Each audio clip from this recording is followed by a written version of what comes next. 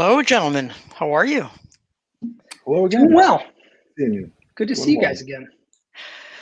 Likewise. And we want to welcome everyone to our last conversation on conscious agility in this series. So hopefully it's not our last conversation, but in this series. And we've had some fun talking about the foundational pillars, evolutionary transformation, and really today focusing on, what takeaways you folks can offer, you two great men of wisdom can offer, looking backwards and looking forward. So where do we start today and tomorrow? Key learnings and just from the experience and conscious agility and everything we've kind of played with over the years. Brad, do you want to start, or I'll let you. Why don't you jump in? I guess just some of the key takeaways, I think, and it may have been mentioned over the last two episodes, but I think the big one is make it evolutionary change. It's not, you can't go in with the pre-canned solution, but meet the organization where they're at and evolve together. I think that's one. I think the other two that I have just kind of jotted down is checking the ego at the door, right? It has to be about the client. As consultants, don't get into the trap where you have the answers. Check the ego at the door, make it about the client, and find a better place. And then the last one is diversity of perspectives. Really, the broader, the more diverse the team is, getting a broad range of perspectives, what people are interested in, the values they bring to the table, will always foster a better result. And then aside from that, I think the stuff in terms of looking forward, always building community, stay connected with the community, things like catalyzing the future, bringing folks together to share experiences, I think is something that benefits everybody. So that's some of the things I have. You're much more succinct than I could be. I'll put it that way, man. You're much more focused than I am. So all right, kudos to you. We'll call it a day then. Oh, no, I think on my part, I wouldn't say that it's anything that I'm still learning today, but the thing that continues to be the most apparent to me, and the thing that I still am amazed by every day, is how unique every context really is. And I think we talked quite a bit about this on the last session. But really, every organization you walk into is completely different than the last. And quite frankly, the thing that I've learned in the startup world and in my current journey is, even some days you walk into the same organization and it's completely different than it was 3 months ago. In a period of rapid growth or any kind of change that's injected from the outside, context is everything. Stakeholders change. New stakeholders are injected into the mix. New perspectives are added to an organization. New things happen in your space or in the world around us. I mean, look at what we're going through right now. Constantly, we're bombarded with forces, sometimes expected and sometimes not expected. And really being able to appreciate context and being able to adapt and transform based on the shifting context is not just a goal, but it's a necessity. Yeah. It's very humbling, I guess would be the right word, to kind of listen to both of your vantage points. And Brad, if you had more, let me know if I interrupted you. I apologize. It's truly humbling. The question that comes to my mind is, why don't more people embrace some of the fundamentals? I mean, the preconceived notions, right? Exactly as you said, Mark, and the ego, and stay diverse. I mean, to me, I'm going to put it in my terms a little bit. Don't believe your own BS, if you will, in many ways, right? Be human. Don't believe your own BS. Don't have BS. Respectfully, and move forward. And exactly as you mentioned, Brad, the uniqueness of it. We all need to be in awe of every moment because it is unique. Why don't more people embrace it? Is it fear, Si? I mean, is it people, if they're contracted to come in and help an organization change, if they don't have all the answers, they feel, is there a conception that that's a bad thing, right? Is that, hey, they hired me to have all the answers. Is that realistic? I don't know. It may sound silly or maybe even a little cliche, but I think I hesitate here a little bit. We're all just part of the machine, right? We've all been coded. We all are, really just plugging in and playing the role that we've been programmed to play. And I think, there are folks who reach that point in their career and in their space where they realize, I really don't know anything.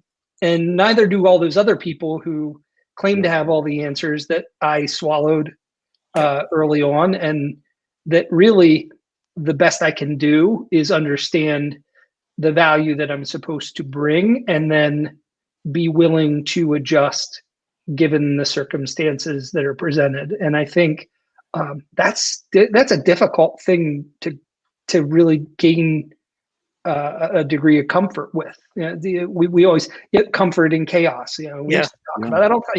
You got to achieve that. And I think it is challenging. It can be it can create a lot of anxiety and cause a lot of issues for people. But at the end of the day, I think we all know we're surrounded by a lot of people who claim to have all the answers. And unfortunately, we live in a society where quite frequently those are the individuals who we elevate and rely heavily upon. And they tend to surround themselves with more of those sorts of folks. And so I don't know. I don't. I think that probably the short answer there is we probably don't see more of those people because we don't reward that behavior, right? Well, yes, I think that's it. It's the immediate win, right? So people come in with, hey, we're bringing into the organization. We want all the right answers right away, and it takes time to really pull together all the different perspectives to understand the context, and then start the journey forward together. So I'm sorry, Mark. We're looking for the magic bullet, maybe. Maybe that's it. And the magic, people that come in with canned answers may be more rewarded than the folks that come in to maybe try to understand the context a little bit better. So if we take that, right, and I think you mentioned the word fear as we were kind of going into this segue. If we take the fear of reality and the fear of being human, we find those that give us the inclination or even the persona, or the facade, I should say, rather, the facade that they overcome that fear and we elevate them, to your point, Brad. And once we elevate them, we actually begin to believe in them, whether they're right or wrong. And they could be going off a cliff and we just follow along independent of any critical thought or deliberate practice in what we do. We just say, well, tell me what to do and I'll do it. Mm-hmm. And there are two words right there, right, that have repeatedly come up in conversations that the three of us have had over the years, and that continue to be themes that I try to raise with the folks that are around me, and that is critical and deliberate. Looking at things critically and being deliberate in the actions that you take and understanding why you're taking those actions. And you know what? That's a key learning I've embraced in my journey. And it's something that I think it was always a little bit inherent in myself, but really became kind of paramount or really important for me when the three of us connected, however many years ago, when a decade and a half or, two decades, I don't even know anymore. Yeah. But really, I think that need to just really critically look at the world around me and then to be really thoughtful and mindful about how you engage and the steps that you take. And in today's world, I don't know, doesn't seem to be really the direction any of us are being pushed in. And it's more signals fire, signal back. Yeah. And so I think that's one of the key learnings I've taken away, and one of the things I cling to desperately and hope to take forward in all that I do. Do you have a thought, Mark? No, it's just not always being, the first reaction, but deliberate, take that in, process the thought, and then be responsive, right? So responsive without being just shooting from the hip, right? Critical thinking. I mean, we love that about you, Sai, from the beginning in terms of bringing together different bodies of knowledge, but hey, is that really going to work here? Or let's think about how to apply that, being deliberate, versus a canned solution. This comes in, hey, right here, it tells you how to do it. Yeah. And following Well, through. I think we emphasize the need that you can't always, it's not about finding yourself in a perpetual analysis loop, and like you've got to be able to intuit and turn it into action. And as we've called out here, the more quickly you can reorient and take, figure out what the next step is, the better. But it's still got to benefit from some degree of critical analysis and deliberate action. Yeah. And you use I think both of you used the word appreciative in terms of appreciating context, appreciating where people are at, and really it's been a common theme throughout. I mean, for me, that was one thing that immediately resonated, is the degree of appreciation that both of you expressed, both for the organization and the context and the people, as well as outsiders. I mean, there are people that don't appreciate outsiders from outside their organizations. Yeah, and that's it. Bring indeed. your voice in, bring as many voices as you can to the conversation, focus on the objective, and then take steps forward, experiment. Yeah, I think systems thinking and all that good stuff have become, lots of folks like to talk about it, but I think that's one of the things that all of us had always really appreciated, is understanding that all of the parts always make up some larger whole, and frequently it's systems of systems of systems that we're dealing with, and every day thinking about how you're helping to advance an organization, and how the advancement of that organization impacts the world they operate in, and how partnerships form in a larger system.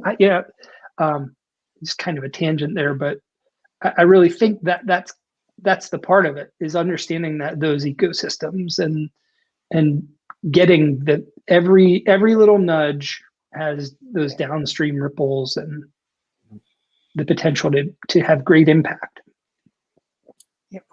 That's the world I'm living in now. I mean, that's really my practice, is working and navigating a gigantic organization, as big as they get, and just seeing how impacts one side will impact the other, but there's so much in this ecosystem that really drives is optimizing their part, right, versus taking a broader look at the system. And it's a big constraint to work with. And on some level, at the same time, I'm at the other end of the spectrum, working in an organization of 60-ish at this point, and still while the immediate sphere, or kind of the ecosystem that I'm operating in, is much smaller, it's part of a much larger education space, and the forces that we put into play and put into the space influence many things and have a great reach, and so it's interesting stuff. It's almost, we return to fundamentals. The further we go, the more we return to fundamentals, and reinvent them fundamentals, re-leverage the fundamentals, but they're there. And a perfect example is what you both pointed out, versus, forgive me, massive scale on one side potentially, and a micro scale on another side. But there is a macro bigger in the larger ecosystem. So they're more similar than different. Most definitely. But those are the anchors, that you have to hang on to. I mean, there's this, when people start violating the fundamentals, no matter how big or how small, you got to think about the whole system. You can't be sub-optimizing. You have to bring in lots of perspectives. All those things we've been talking about. Excellent. So can I throw out a few things, just kind of, and have you respond to it, and if that's all right? Please do. Sure. So I was really reflecting on today's conversation and how much respectfully I've learned from both of you and our experience together. One thing that really captivates me, and I truly use that word very specifically, it captivates me. The best coaches, the best leaders, the best transformation and change agents are ones that I've encountered who are not conditioned as coaches or consultants, but truly live inside organizations. So you've got to find the needle in the haystack, for lack of better words. Yep. Because I think there's a very unique perspective that you bring, and most people I recommend, and you know me, are actually folks from the inside, not coaches and others. I mean, I'd love for you to kind of share your thoughts on some of that and your experiences, gentlemen. Respectfully, all consultants, all coaches. Yeah. I think it is. I think there's that personality that you find, whether they're outside consultants or internal. It's those folks that can bring people together, that can connect people, that can value what they have to bring and come together and take an organization to a better place. I think that's those change agents, those catalysts. I think, in viral change, Leander talks about, those, now I can't come up with the word, but, just getting those folks together that have the influence of the people around them. You get people excited in something different. Yeah. I mean, I think from my perspective, I with all of the respect and all of the appreciation and love for everybody that we've encountered in our time together, there's something unique that comes from actually living these sorts of things inside of an organization. And I've worked with a lot of coaches, a lot of consultants who, when you really sat down and talked with them, they had never really experienced that. And it's something, not to say that there's not value in having individuals, great thinkers, brilliant minds in the mix, but if you haven't truly lived inside of an organization that is undertaking a significant transformation and seen the perspectives and lived next to the people whose lives are changed, you can't really appreciate what it is that you're helping an organization to achieve. And I mean, in our model and what we've talked about here, appreciation being such a large part of it, sure, you can empathize, you can appreciate, but to truly understand, I think you got to go through it yourself. Mm-hmm. Yeah. And I think that's one of the things that we appreciated about you when we first encountered you as clients was, honestly, it quickly became apparent to us that although you were an outsider, you embedded as much as any one person truly could. And I think all of us have continued to do that as we moved into consulting and coaching and putting into practice the things that we're talking about here. Hey, look, you got to have skin in the game. Mm-hmm. You got to really be there for the client, and not that you're trying to outlive the effort, but that for the time that you're there, you gotta be in the thick of it with them, for sure. Yeah.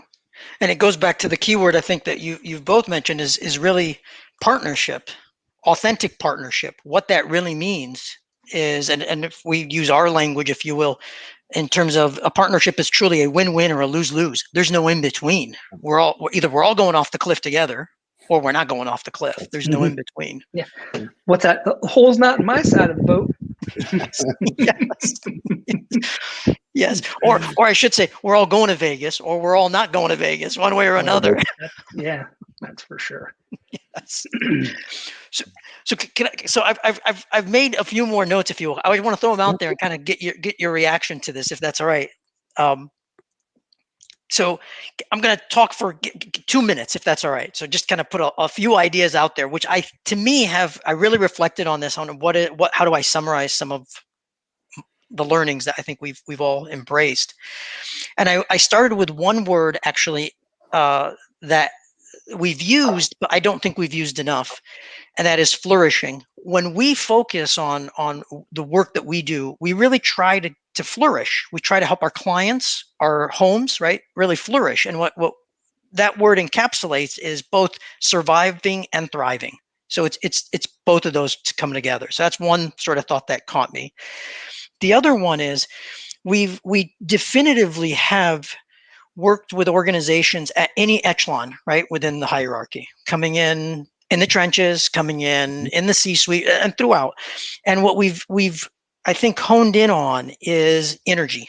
How do you harness energy, right, in order really to cultivate that ecosystem and have it flourish, survive, and thrive? So we talk about healthy ecosystems, and so that's the backdrop, if you will. Any thoughts on that before I call out a few more points? But that seems to me like the backdrop and the paradigm with which we've operated, quite honestly. The energy one, I think, is one that we always see. You can't raise the dead, right? And there's no energy within an organization. As catalyst change agents, you come in and we're connecting the points of energy, right? And then in terms of the flourishing, it has to be that win-win for the organization, win for the individuals. Something that helps the individuals get to a better place and the organization, right? Without them getting to it doesn't work either. So they're definitely resonating, Si. That's excellent. So your gut is reacting, and how about yourself, Brad? Any thoughts around some of those things? I feel the same way. I mean, I'm with what Mark just shared. I mean, we always talked about really finding those points of energy, and I think that was language that you introduced us to, connecting points of energy, and of course, survive and thrive, flourish. Absolutely. I mean, I think there's if you're not seeking to achieve a more positive outcome or advancing the cause, why bother, right? Yep. So, and if you're gonna take the time to pull together those points of energy and harness them towards something, one would hope it's for good. And exactly. That it's not that ego stuff, right? So people are looking for something bigger than just themselves. Yeah. Right. That they are authentically looking to make the lives better of their coworkers and the people around them and their customers and clients and the organization. And it's not that individualism. And that's, going in, like I said, finding that core team, those people that can be those change agents internally. So finding that energy inside the organization, I think, is one of the keys to success. Well said. Brad, did you have anything else? Because I was going to go to the next layer and see what else. No, go nuts. So I thought, okay, we've all had our different, we intersected, we went our different paths. But one thing that really sort of, and I'm giving it words specifically, but I think one thing that is at the core of this is when we talk about transformation, and I want to elaborate this, so please bear with me a little bit. Transformation is not adoption, is not transition. We've always said it's DNA level change. And as I thought, what does DNA level change really mean? And these are the words that I landed on. It's a recalibration of power. It's not a redistribution of power. It's a recalibration of power. And in recalibrating against what the market requires, right? What the skill set of the people at the table are. Maybe perhaps if something is really respectfully toxic, it's ultimately removed from the organization, right? Or leaves the organization as, cultivate the conditions for it to leave. New energy is entered, but it truly is a recalibration of power. And and I realize that's a very, very broad, perhaps, it's not a redistribution of power. Because a lot of people think, hey, we're going to redistribute power. Brad may think, hey, I'm going to get more power. Mark may think that. Si may think that. No, it's a recalibration based on what's needed to serve our customers. Yeah. I think that's, that it resonates in the sense of defining what's valued by the organization. So an organization that's transforming and getting to a better place, what are the values that we're building on? Are we building on the values of command and control and some of those central points of authority, or are we building based on the values of decentralizing decision making, right? Putting things down so we can foster intuition and improvisation in terms of business agility and some of these things. So just recalibrating what it means so where the power comes from in terms of, as we're building community. So it can be any layer of the organization, someone working in the trenches or in the C-suite. If they have ideas to contribute to get a community to a better place, then that's where you get the power through the sharing and expressing of ideas and being valued and appreciated by the others around you in that community. So a bit long-winded, but it resonates. Yes. No, I'm the one who was long-winded, my good friend. No, all good, all good. I really like the term recalibration. Just that in and of itself, just that word alone, I think captures a lot of.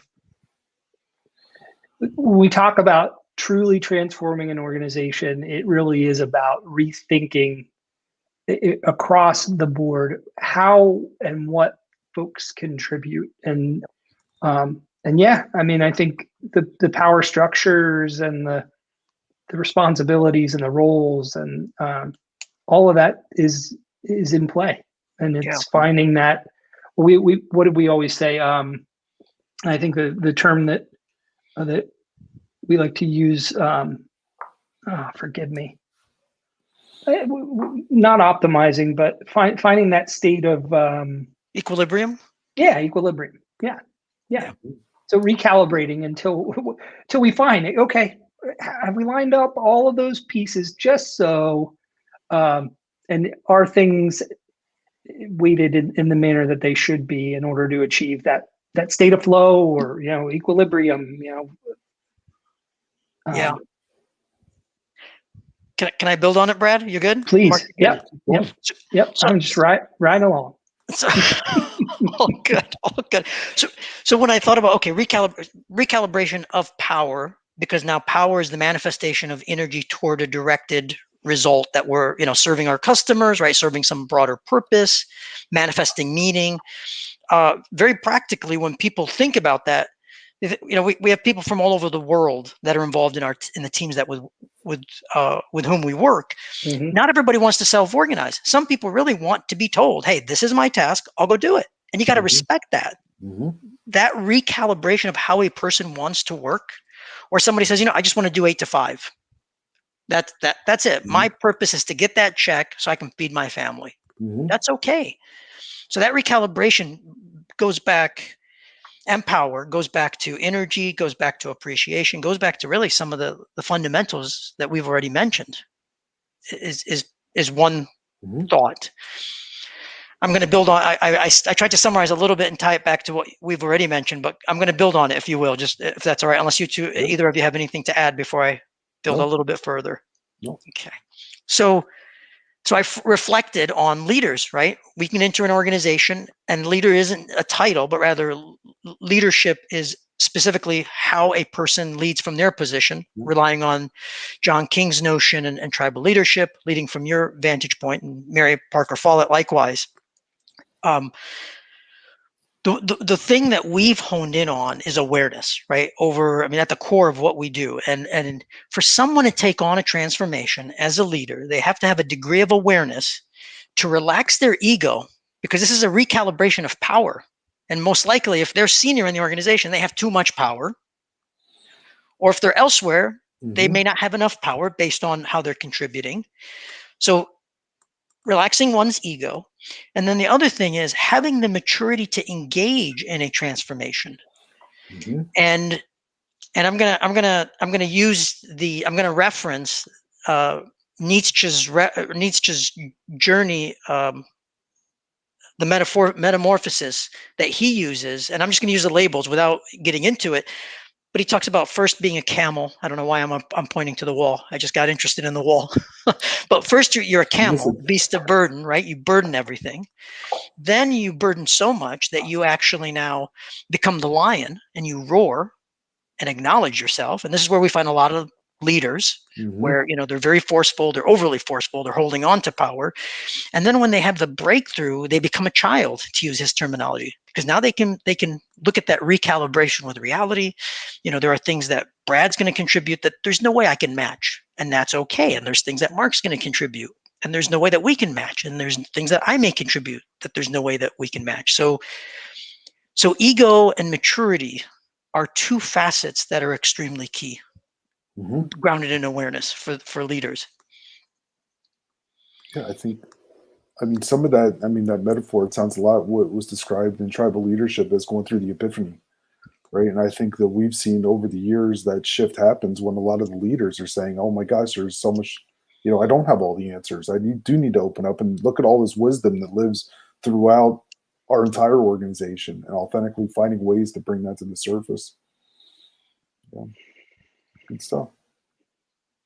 Yeah. I think, you talk about the epiphany, and, I think in the past we've joked about ignorance really is bliss, and the degree of awakening. And I think I'm completely on board here too. You talk about relaxing the ego and, reaching a level of maturity. And I certainly like to think that as I've grown in my career and in my role, that I've appreciated that none of us is truly figured it all out. And to your point, everybody brings something to the table, and really helping more folks to discover that, and encouraging them to consider those other perspectives and appreciate those other perspectives. It benefits everybody. Yeah. No one has to lose. Look for that win-win. Yep. And what struck me, and I know we did not, perhaps we've talked about it, but we didn't capture it in conscious agility, but in the Antifragility Edge, I captured the words that we've always used, which, and again, I'm putting it out there because they do have their origins in our experience.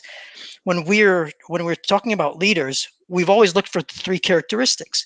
Do they care about something beyond themselves? That was the first criteria. If they only cared about themselves, then we're really not interested. They care something about something beyond yourself. That was one. Two, are they open to change? I remember we've had long conversations, right? And looking at the environment, are they truly open to change? And aren't they? And then we get to the third criteria: are they experiencing enough pain in order to focus on change and then focus on something? So yes, we've translated it that way to practice. Most definitely, and I'm feeling all three of those right now, and just reflecting back on that and what I've seen in the organization. Again, this super massive organization, but what's happened over the last year, and it's really those three things are the ones that are emerging. And there's leaders that were not expressing those things, and quite honestly, they have left the organization. It just in the last year, so it is encouraging. Reflecting on that synthesis side and some of the things that are emerging right now for me. So good stuff. It's the only way it works. Yeah. And really, again, the book came out in 2013. We had experienced all that beforehand, and here it is today, and it's still prevalent, if you will, as part of our nature. Yeah, I would agree fully. I think, again, you started with the needing to find someone from a leadership perspective that cares about something more than themselves. Yeah. Once again, at the end of the conversation here, we circle back to it's all about the people. It's all about their ability to appreciate one another and other perspectives, and if the people around you don't show that degree of appreciation, then you might be in trouble. Yeah. Hard decisions need to be made, and with respect to all parties, some things need to be retired, if you will, or addressed. And this brought me to the next piece of it, which builds onto it so far, is when we look at leaders. Truly a leader, especially now, and more than ever, I'll say, leadership is an act of taking a risk to oneself. It's stepping into the uncertainty. Mhm. And when I reflect on a lot of the journeys that we've been on, and I really, this may sound a little bit pointed, people say, well, the transformation didn't accomplish what I wanted. Correct, because you lacked the confidence and the courage to take the risks and step into the in the unknown beyond what you did. And as I reflected, it's very interesting. I could reflect back on very specific instances, leaving the folks nameless.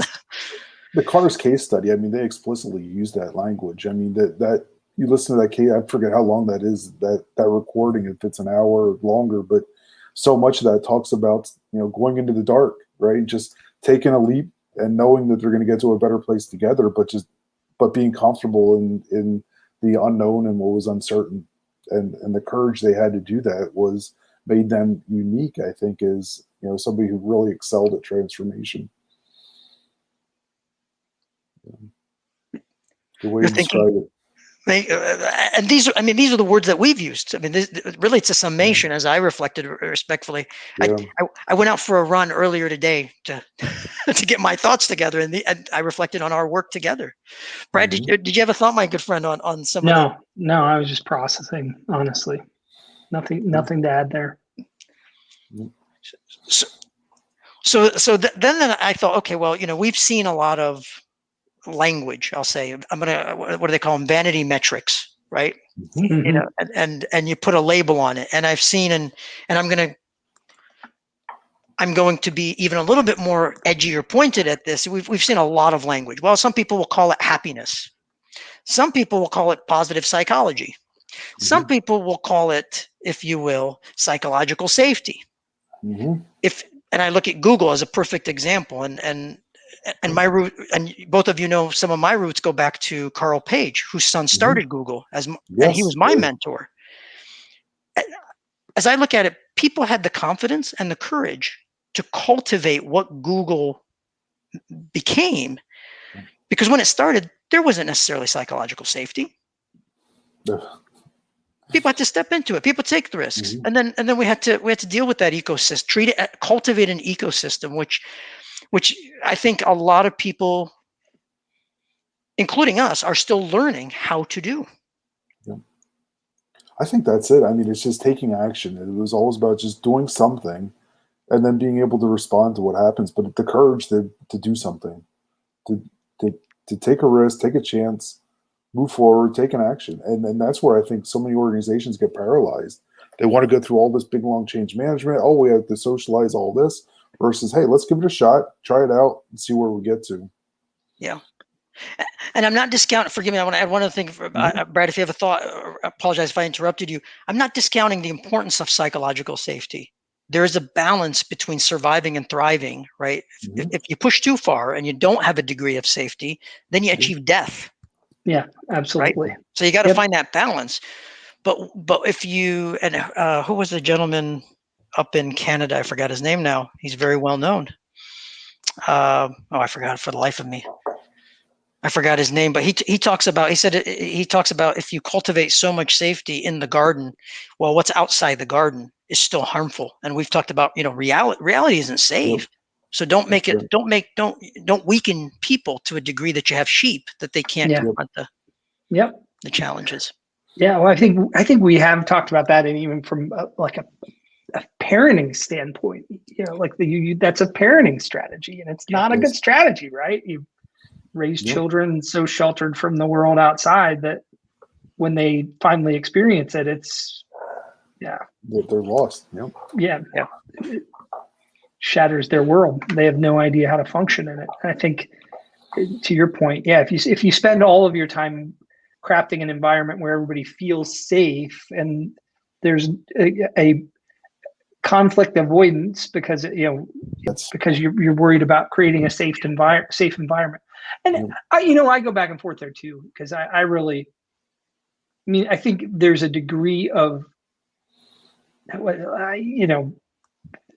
was it, the silly book that everybody seems to like, the dysfunctions of the team. They talk about, trust at the base, and, like that needing, where they've got the metaphor for the hierarchy and needs. And, But yeah, I think there's some value in all of that, and it's how it's represented, right? To your point, it's overemphasizing or taking that concept too far and missing the point that it's not about creating the happiest workplace on earth. It's about appreciating the individuals that come to the workplace and crafting an environment where there's no fear. There's a healthy appreciation and a degree of kind of trust and confidence that one can bring their whole self. It's back to anything, right? Anything in excess is bad, right? Back to the original reference for our coaching manual, the excesses of the general, right? So if you care too much about the folks, I mean, ultimately at some point it's excess and it gets you in a bad place, but it's back to things that we talked about, finding the right balance. And I'm sorry, Mark. The only thing I was going to add to that, again, that just proves what we started the conversation with, is you got to know the context. What is the appetite of the organization, or how much of that, what is the pain threshold, right? At what point do they learn, and at what point do they break and fall apart, right? And that's, the anti-fragility, right? So how much of a stressor can they take in order to get to a better place versus breaking the organization and the folks within it. And if I recall correctly, and you'll correct me if I'm wrong, a fine gentleman amongst us said, "Absolutely nothing is absolute." I think when we were in Vegas. Who said that? That sounds like something that came from Mr. Barton. There you go. I might have said something like that. I don't. And I have Vegas imprinted in my head for some reason, because I remember it's or the picture on the website, Brad. I can't remember. It might have been something that you took in Vegas at the time. It's possible, but yeah. And then I think, and I'll say that the last piece is, as we talk about this, we've always really focused on both a macro view and a micro view. So change doesn't have to be a massive reshift, but change can truly begin at a micro level and build energy and do other things. Individual transformations, team transformations, and organization and enterprise. It's got to start somewhere, right? Exactly. So as I realize I've rambled a lot, if you will, but truly, I mean, I think we've learned a lot of this together. And if I look at now, if I say look at forward, and I'll ask this as a question and leave it for both of you to kind of see where you go with it. If we look at COVID-19 specifically in 2020, it's really caused a bit of a renaissance to unfold, where there's a revival, right? There was a renewal. What does work really mean? What do relationships really mean? I speak for myself. There are things that I'm